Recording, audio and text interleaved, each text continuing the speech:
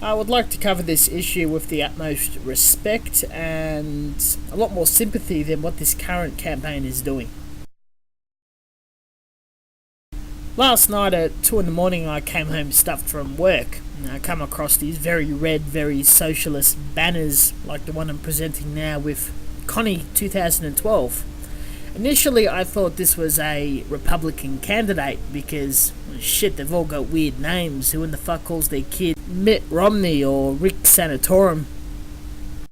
So, like everyone else, I watched this YouTube video, Invisible Children, and I'm greeted with, 5 minutes of this dude talking about how wonderful his kid's life is. I lost interest, and most likely most of you coming to this channel already knows most of the story and is just looking for extra info or opinions, so I'm not going to insult your intelligence, but quickly from my non-emotive but fairly vanilla information, you got this guy called Joseph Kony, the leader of the Lord's Resistance Army, which resides in Uganda of the continent Africa.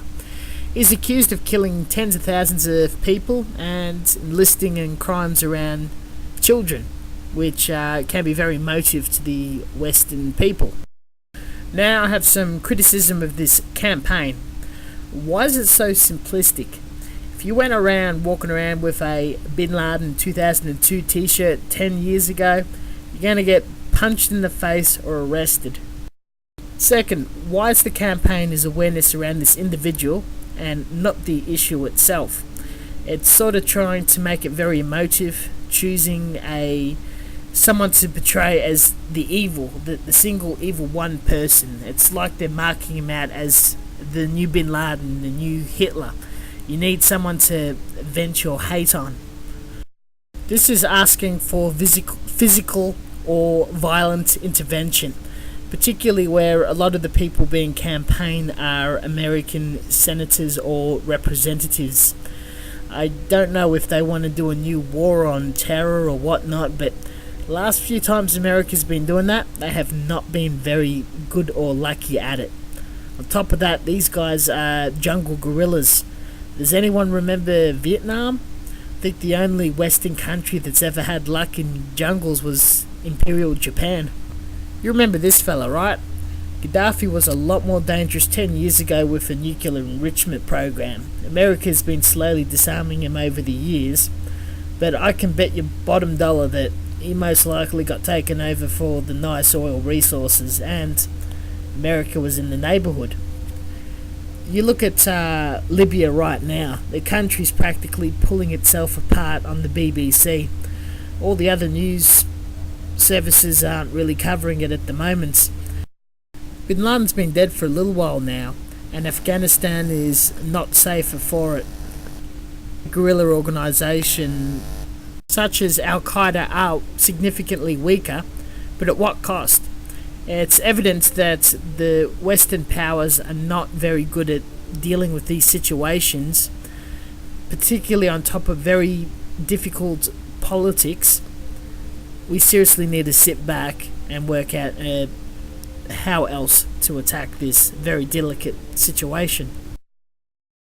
So, looking back, we have a very political, very complex situation that's possibly involving a corrupt government and this guerrilla leader causing all sorts of atrocities. The activist group is giving very little information out, is slightly shady themselves, working for profit, and they're trying to rile and excite as many people as they humanly can to take action that's a very vague message. Pretty much you have an angry mob on the internet from propaganda. Anonymous WikiLeaks and Occupy Wall Street has proven to us that at a low cost, the internet and social media can be a very powerful tool, and quite a bit of good or bad can happen. The recent London riots is evidence that things can go horribly wrong. I have no doubt that the Lord's Resistance Army is bad news, and bringing attention to it is definitely a good thing.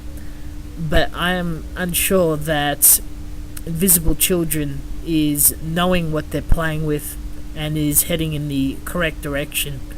I do fear that this campaign is dangerous and could head in the wrong direction, a lot like the Arab Spring.